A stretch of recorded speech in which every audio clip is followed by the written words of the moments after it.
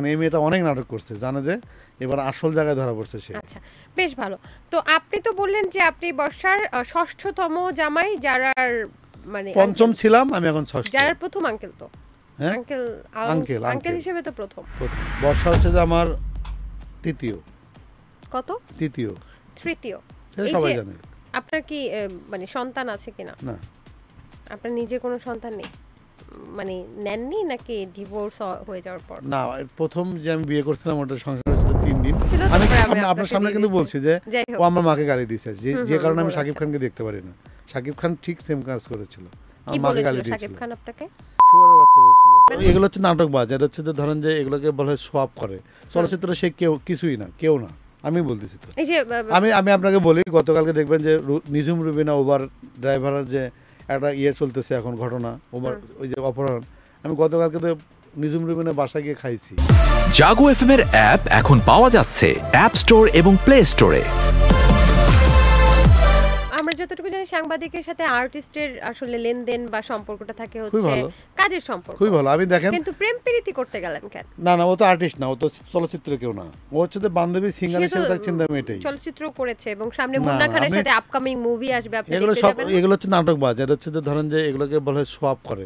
চলচ্চিত্রে সে কেউ কিছুই না, কেউ না, আমি বলতেছি তো। এই যে আমি আপনাকে বলি, গতকালকে দেখবেন যে নিঝুম রুবিনা ওভার ড্রাইভারের যে একটা চলতেছে এখন ঘটনা, ওভার ওই যে অপহরণ, আমি গতকালকে তো নিঝুম রুবিনা বাসায় গিয়ে খাইছি এবং হচ্ছে নিঝুম রুবিনা হচ্ছে এই জিনিসটা এটার দায়িত্ব নিয়েছি যে কি হয়েছে, এবং হচ্ছে যে সবার সাথে কথা বলেছি।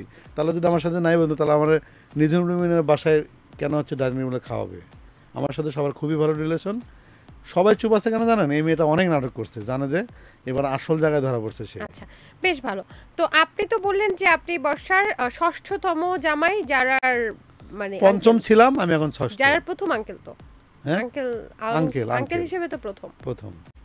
আচ্ছা, তো যাই হোক, তো এক্ষেত্রে আপনিও অনেকগুলো প্রেম এবং রিলেশনশিপে আছেন, ছিলেন, এটাও আমরা জেনেছি।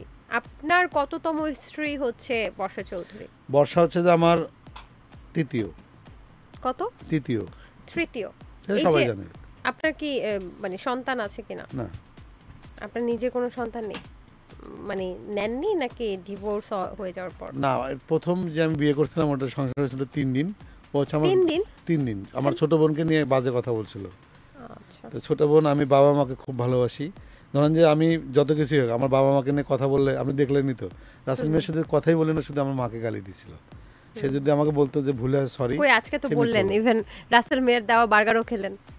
বার্গার না, ওটা তো আপনার জন্য আছে, আমি তো রাসেল মেয়ের যদি শুনতাম খাইতাম না। আচ্ছা, কারণ আমার মাকে গালি দিয়েছে, না, ওটা ওনার জন্য আনা হয়েছিল। আমি আপনার সামনে কিন্তু বলছি যে ও আমার মাকে গালি দিয়েছে, যে কারণে আমি শাকিব খানকে দেখতে পারি না।